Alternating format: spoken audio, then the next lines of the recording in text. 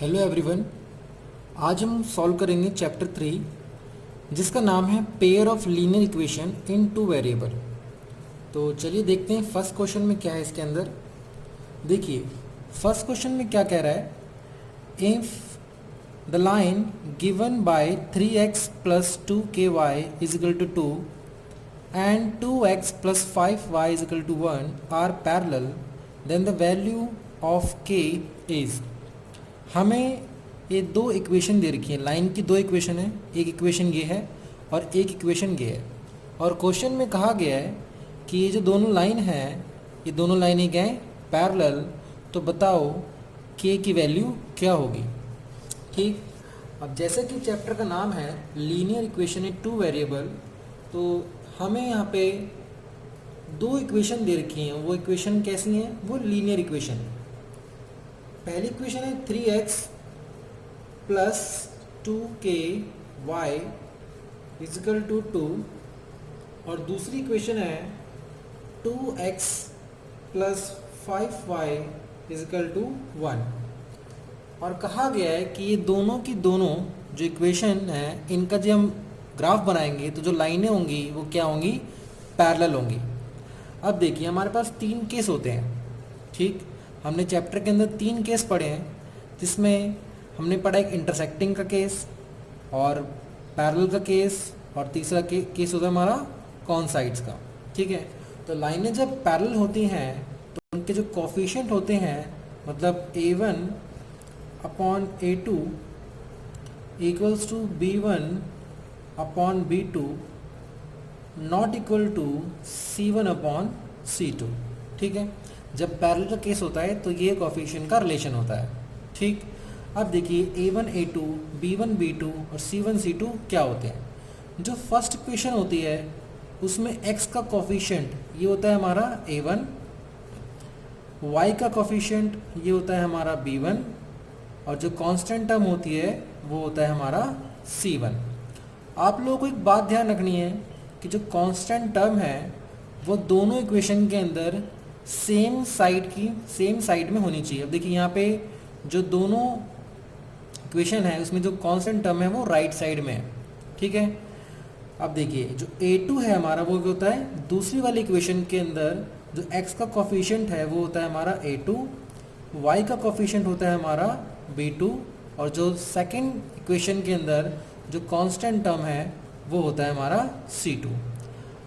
और parallel case में a1 upon a2 is equal to b1 upon b2 not equal to c1 upon c2, ये case होता है। हम क्या करेंगे, वैल्यू पुट करेंगे। a1 की वैल्यू क्या है यहाँ पे 3, a2 की वैल्यू हमारी 2, तो 3 अपॉन 2 हो गया। b1 की वैल्यू 2k और b2 की वैल्यू 5।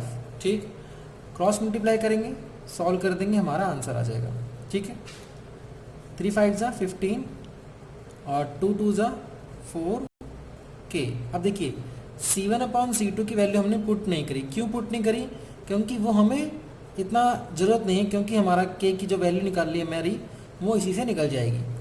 अब देखिए 15 4 ये डिनोमिनेटर में आ जाएगा तो k की वैल्यू निकल गई हमारी 15 अपॉन 4, तो k is equal to 15 upon 4। ये आ गया हमारा फर्स्ट क्वेश्चन का आंसर। ठीक है, क्वेश्चन नंबर 2 देखते हैं। देखिए क्वेश्चन नंबर 2 में कहा गया है if x is equal to a and y is equal to b is the solution of equation x minus y is equal to 2 and x plus y is equal to 4, then the value of a and b are respectively। हमें दो equation दे रखी हैं, इन दोनों equation के हमें solution दे रखे हैं। x की वैल्यू a है और y की वैल्यू b, और हमें a और b की वैल्यू फाइंड करनी है। ठीक है, तो देखिए सबसे पहले तो इक्वेशन लिखते हैं हम, x minus y is equal to 2 और दूसरी इक्वेशन है x plus y is equal to 4। अब देखिए हमें सोल्यूशन दे रखा है, सोल्यूशन मतलब x और y की वैल्यू दे रखी है। तो जो x की वैल्यू है वो है a और जो y की वैल्यू है वो है b, और हमें फाइंड करना है a और b की वैल्यू हमें फाइंड करनी है। ठीक, अब देखिए कैसे करेंगे। क्वेश्चन में कहा गया है कि जो ए और बी है वो क्या है, इन इक्वेशन का सोल्यूशन है। अगर सोल्यूशन है तो हम ए की वैल्यू और बी की वैल्यू यहाँ पे पुट करेंगे, मतलब एक्स की जगह ए पुट कर देंगे, इस जगह ए, और वाई की जगह बी पुट कर देंगे। तो ये जगह A minus B is equal to 2, यहाँ पे भी यही करेंगे, A plus B is equal to 4। तो ये इक्वेशन 1 मान लेंगे और ये इक्वेशन 2। सॉल्व करते हैं इस इक्वेशन को। Solve equation 1 and 2। अब देखिए, इक्वेशन को सॉल्व करने के लिए हमारे पास 3 मेथड होते हैं। आप तीनों में से कोई भी मेथड से इसको सॉल्व कर सकते हैं। 3 मेथड कौन से हैं? एक सब्स्टिट्यूशन, एलिमिनेशन और तीसरा क्रॉस मल्टीप्लिकेशन। तो पहली इक्वेशन है हमारे पास a minus B is equal to 2 और दूसरी इक्वेशन है a plus B is equal to 4। हम क्या करेंगे, यहाँ पे एलिमिनेशन मेथड लगाएंगे। तो देखते हैं हम, देखिए a का कोफिशिएंट यहाँ 1 है और यहाँ पे भी a कोफिशिएंट क्या है 1, कोफिशिएंट सेम है। हम क्या करेंगे, इसको सॉल्व करेंगे। देखिए a प्लस a क्या हो जाएगा 2a, minus b plus b ये कट जाएगा, 2 प्लस 4 ये आ जाएगा हमारा 6। a की वैल्यू आ गई हमारी 6/2, इसको हम काट देंगे तो a की वैल्यू क्या आ जाएगी 3। अब देखिए जो 3 आया है, a की वैल्यू जो 3 आई है, इसको क्या करेंगे हम, पुट कर देंगे फर्स्ट इक्वेशन में। Put in equation first equation में पुट करते हैं। फर्स्ट इक्वेशन है हमारे पास a minus B is equal to 2, a की वैल्यू 3 यहाँ पुट कर देंगे, 3 minus B is equal to 2। तो 2 को हम लेफ्ट साइड ले आते हैं और माइनस बी को राइट साइड ले जाते हैं। तो ये जाएगा 3 माइनस 2 1, तो b इज इक्वल टू 1। तो b की वैल्यू आ गई हमारी 1 और a की वैल्यू क्या निकली थी हमारी 3। तो ये हमारा इसका आंसर हो गया, a is equal to 3 and b is equal to 1। ठीक, अब नेक्स्ट क्वेश्चन देखिए, क्वेश्चन नंबर 3। देखिए क्वेश्चन नंबर 3 में कहा गया है a pair of linear equation which has unique solution x is equal to 2 and y is equal to -3 is, ठीक है। हमें क्या कहा गया इसके अंदर, इसमें कहा गया कि हमें एक सोल्यूशन दे रखा है, ठीक है। सोल्यूशन दे रखा है, सोल्यूशन का मतलब होता है x और y की वैल्यू, ठीक है। अब जो ये वैल्यूज दे रखी है सोल्यूशन है, तो इसमें पूछा गया है कि जो सोल्यूशन है वो इन चारों, ये जो हमें इक्वेशंस के पेयर दे रखे हैं, इन चारों पेयर में से ये सोल्यूशन किस पेयर के सोल्यूशन है। तो हम करेंगे क्या, ये जो x की और y की वैल्यूज हमें दे रखे हैं, इन वैल्यू को हम इनमें पुट करके देखेंगे, और अगर ये सोल्यूशन इन इक्वेशंस को सेटिस्फाई करेंगे तो वो मतलब वही पेयर हमारा आंसर हो जाएगा, ठीक है। तो देखिए जरा हम इसको करके दिखाते हैं। देखिए पहला जो पेयर है इक्वेशन का वो दे रखा है हमें ऑप्शन ए में x plus y is equal to 1 और 2x minus 3y is equal to -5।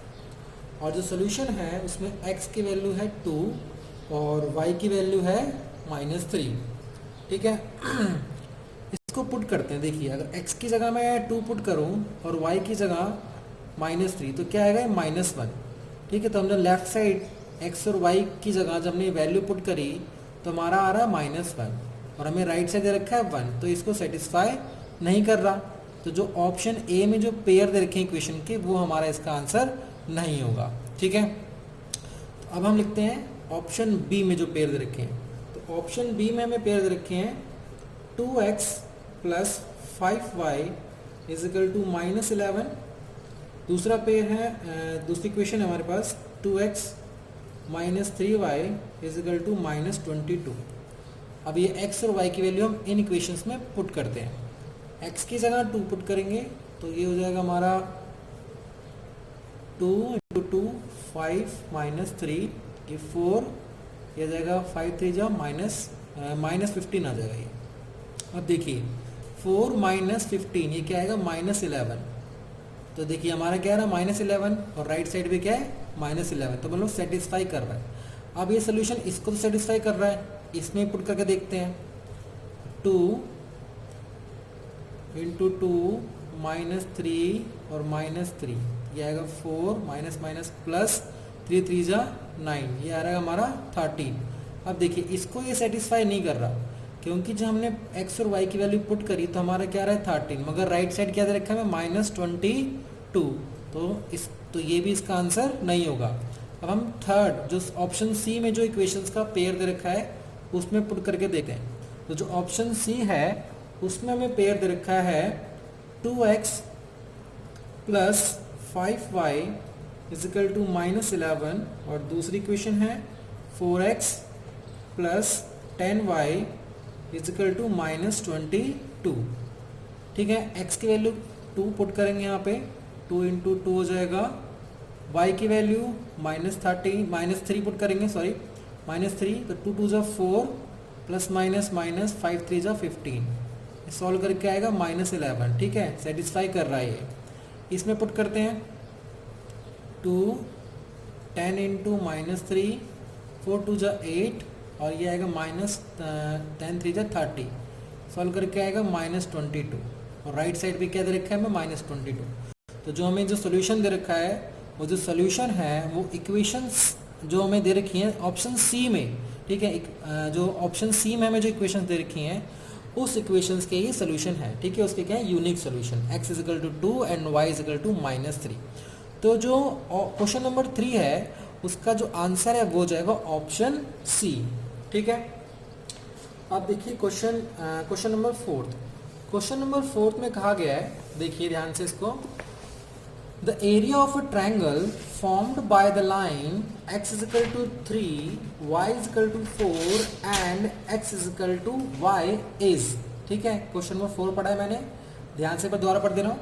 The area of a triangle formed by the line x is equal to 3, y is equal to 4 and x is equal to y is. ठीक है, हमें 3 equation दे रखी है, और 3 equation से क्या करना है, हमें तीनों इक्वेशन का ग्राफ बनाना है। पहले तो ग्राफ बनाने के बाद जो हमारे पास फिगर बनेगी उन 3 इक्वेशन से हमारे पास फिगर बनेगी जो बनेगी ट्रायंगल। ठीक है, और जो ट्रायंगल बनेगा हमें उसका एरिया फाइंड करना है। तो देखिए क्वेश्चन नंबर 4, पहली इक्वेशन है x इज इक्वल टू 3, दूसरी इक्वेशन है y इज इक्वल टू 4, और तीसरी इक्वेशन है x is equal to y।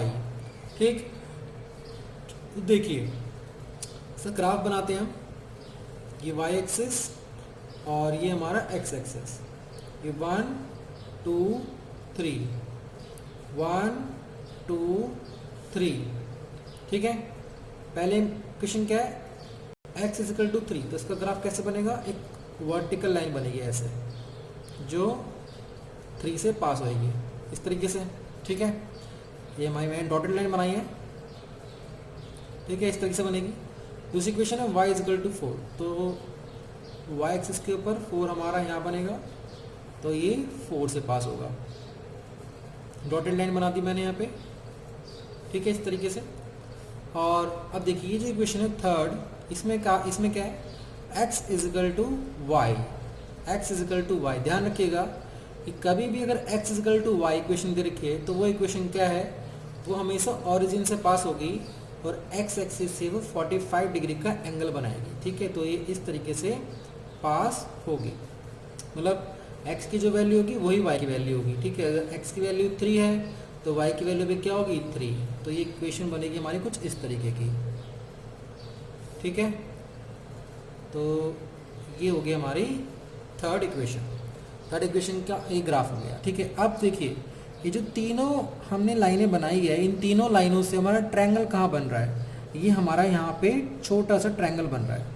ठीक है, ये हमारा ट्रायंगल फॉर्म हो गया।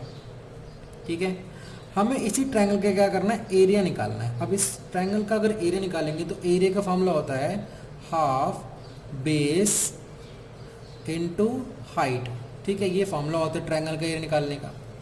अब देखिए अगर मैं इस ट्रायंगल के अंदर ये बेस मान लूँ, ये मान लीजिए हमारा बेस है, और ये क्या है हमारा, ये हमारी हाइट है मान लीजिए, या फिर परपेंडिकुलर बोल सकते हैं उसको हम। अब ये जो बेस है ये कितना है, ठीक है, इसकी लेंथ कितनी, कैसे निकाल सकते हैं। अब देखिए ये जो पॉइंट है, ये वाला जो पॉइंट है हमारा, इसको हम नाम रख देते हैं, ये मान लीजिए ए, ये बी और ये सी। तो जब हमारा पॉइंट ए है इस पर कोऑर्डिनेट क्या होंगे, यहाँ पे देखिए जो y की वैल्यू वो क्या है 4, इस पॉइंट पे y की वैल्यू क्या है 4, तो y की वैल्यू 4 है ठीक है, और ये जो पॉइंट है वो इस इक्वेशन के ऊपर लाई कर रहा है, तो जो y की वैल्यू 4 होगी तो x की वैल्यू भी क्या होगी 4, ठीक है, तो x की वैल्यू भी क्या होगी यहाँ पे 4, तो इसके कोऑर्डिनेट हो गए 4 4। b के कोऑर्डिनेट होंगे हमारे यहाँ पे x की वैल्यू 3 और y की वैल्यू 4, ठीक है। तो अगर मैं आपसे बोलूँ कि बताइए ए बी की लेंथ कितनी है, ए बी की लेंथ यहाँ पे देखिए, यहाँ पे जो x की वैल्यू है वो क्या है 4 और यहाँ पे x की वैल्यू क्या है 3, तो ये जो बीच का डिस्टेंस है वही ए बी के बराबर है। तो डिस्टेंस कितना हमारा ये 1 यूनिट का, ए बी कितना है 1 यूनिट, तो बेस है हमारा यहाँ पे 1 यूनिट, ठीक है। इसी तरीके से अगर हम ये हाइट निकालें तो यहाँ पे देखें तो यहाँ पे y की वैल्यू हमारी 4 और यहाँ पे अगर हम देखेंगे तो यहाँ पे y की वैल्यू आएगी 3, तो हमारा हाइट भी कितना है, हमारा हाइट भी है 1 यूनिट।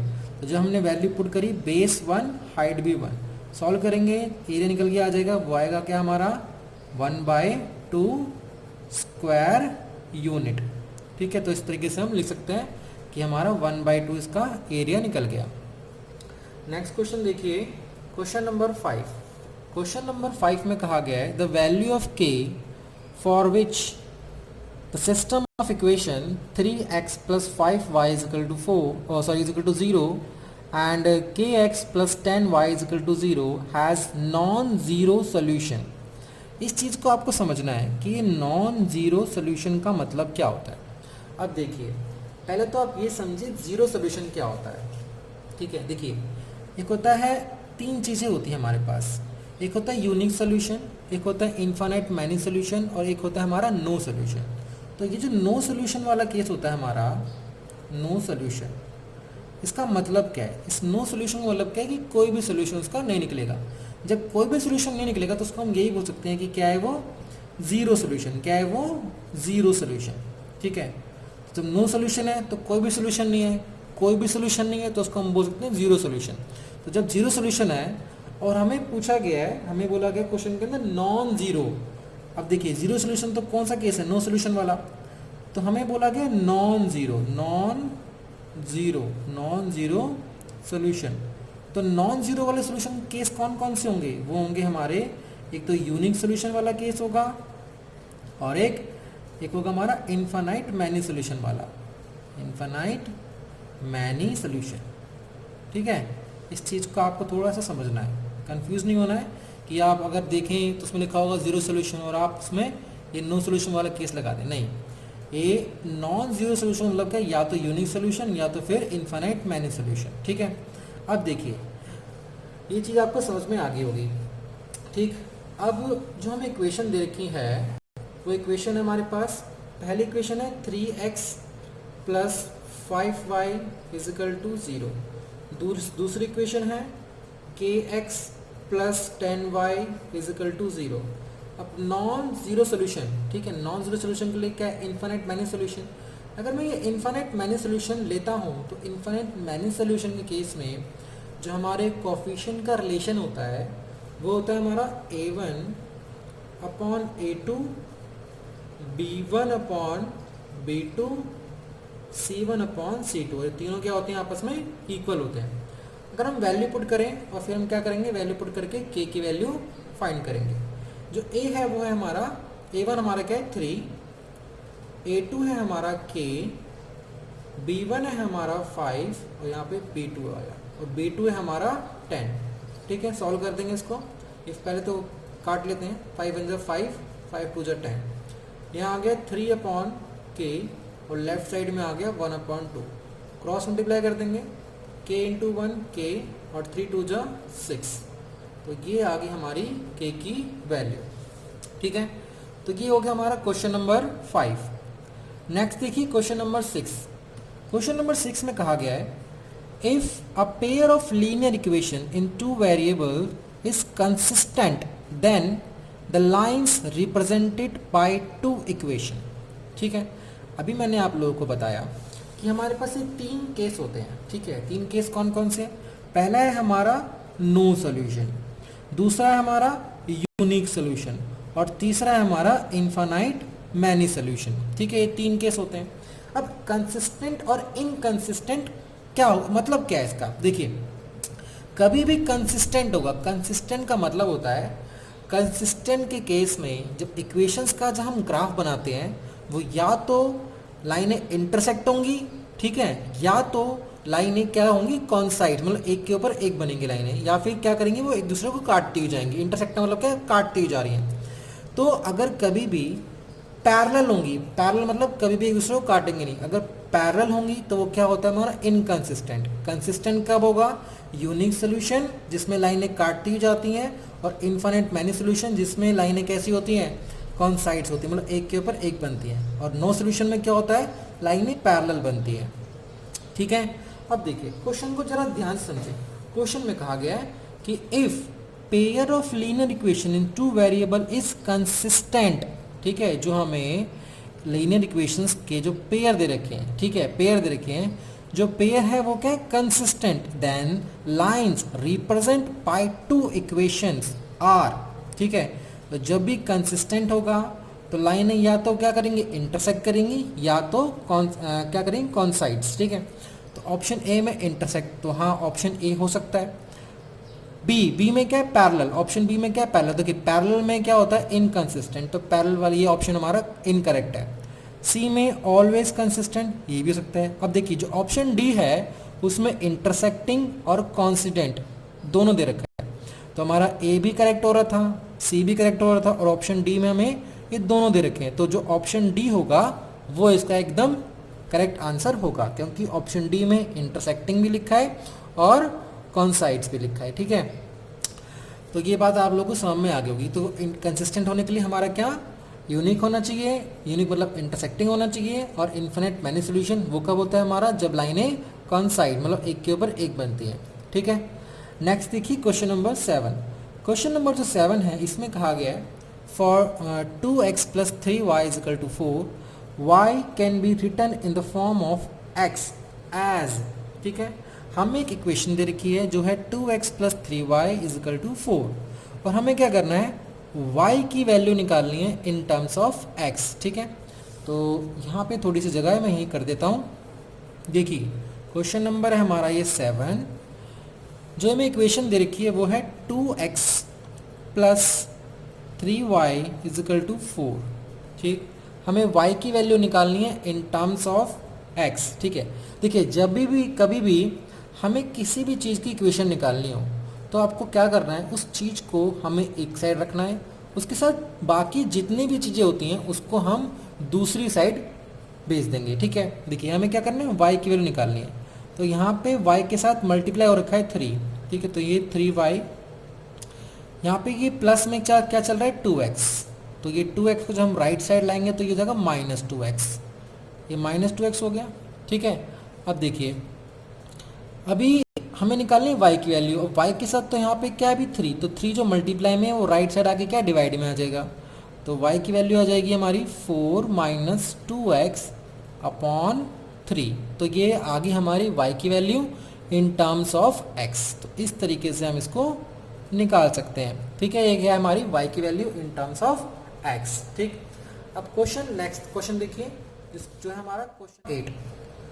क्वेश्चन नंबर 8 में कहा गया है one of the common solution of ax + by = 4 and y axis, ठीक है। हमें ये 4 सोल्यूशन दे रखे हैं, 4 सोल्यूशन है a b c d, इन चारों में से, इन चारों सोल्यूशन में से ये जो हमें इक्वेशन दे रखी है, ये इक्वेशन है और एक इक्वेशन है y एक्सिस की इक्वेशन, ठीक है।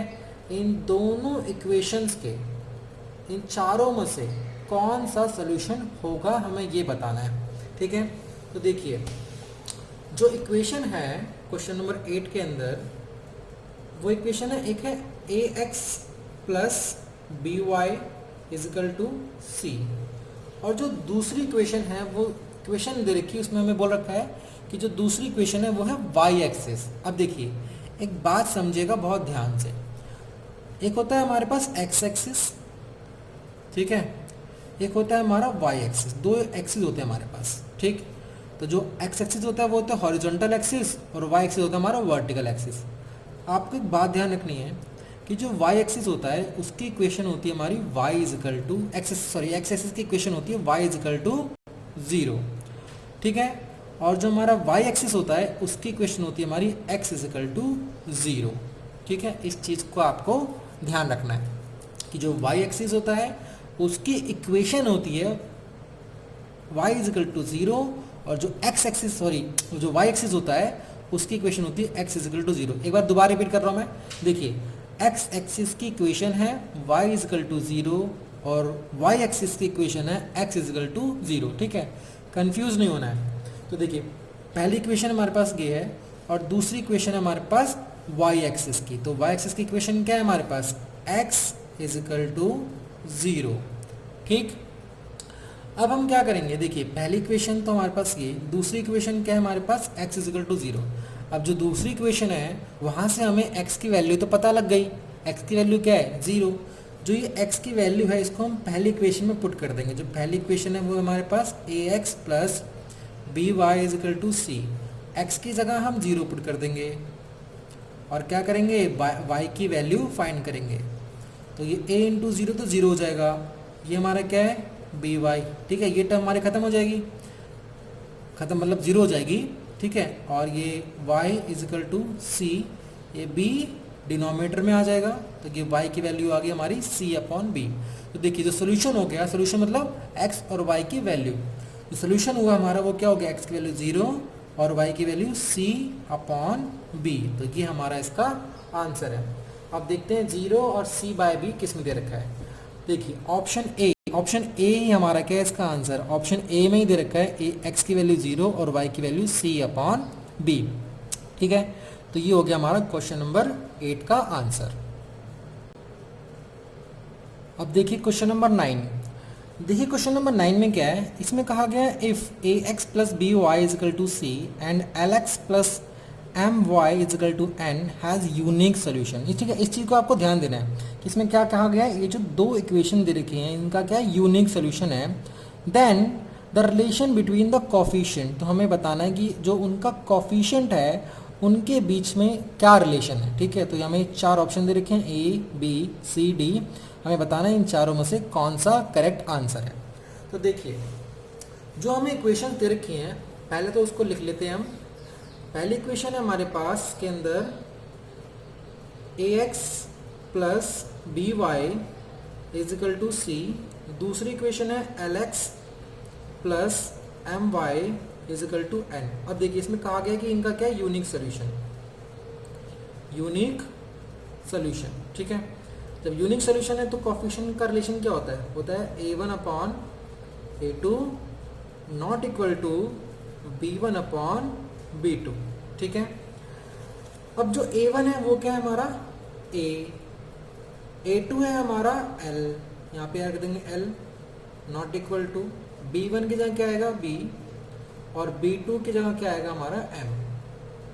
क्रॉस मल्टीप्लाई जब करेंगे तो a m से मल्टीप्लाई होगा, ये आ जाएगा हमारा am, l b से मल्टीप्लाई होगा तो ये आ जाएगा हमारा bl। ठीक है, और ये हमारा नॉट इक्वल टू का साइन ही रहेगा यहाँ पे, तो यह है हमारा am और is not equal to bl। तो देखते हैं हमारा कौन सा इसका आंसर है। तो देखिए ऑप्शन ए में दे रखा है हमें am not equal to lb। ठीक है, तो हमारा आंसर क्या है am is equal to lb। ठीक है, bl लिख दिया हमने, कोई दिक्कत नहीं है, दोनों मल्टीप्लाई में तो उसको हम lb लिखें चाहे bl लिखें, आंसर हमारा सेम है। अब देखिए क्वेश्चन नंबर 10।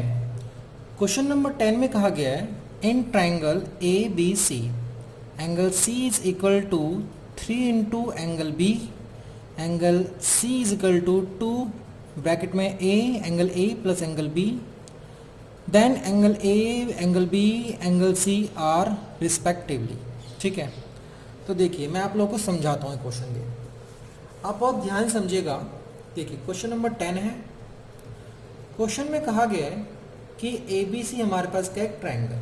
ठीक है, ये क्या है हमारे पास, मान लीजिए ट्रायंगल, एंगल ए, ये बी और ये सी।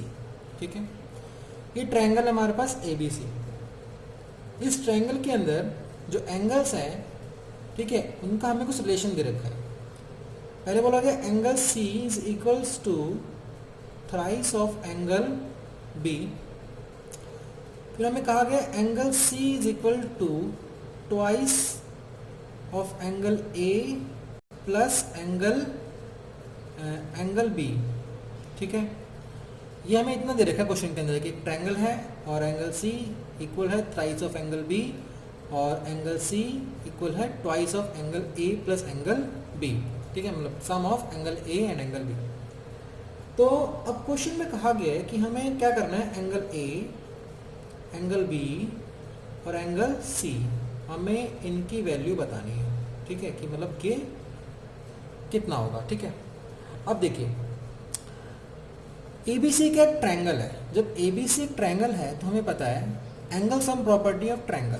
Angle sum property of triangle क्या होता है कि ट्रायंगल के तीनों एंगल जो होते हैं हमारे पास, ट्रायंगल के अंदर तीन एंगल होते हैं, जो तीन एंगल होते हैं इन तीनों एंगलों का सम होता है हमारा 180 डिग्री। तो एंगल, इस ट्रायंगल के अंदर तीन एंगल हैं, वो कौन कौन से, angle A plus angle B plus angle C, इन तीनों का सम क्या होगा 180 डिग्री, ठीक है। हम रीजन ले सकते हैं angle sum property of triangle. अब देखिए angle A plus angle B, अब जो एंगल सी है इसकी वैल्यू रखी है हमें twice of sum of angle A and angle B. तो यहाँ पे हम इसकी वैल्यू पुट कर देते हैं twice angle A plus angle B bracket close is equal to 180 degree.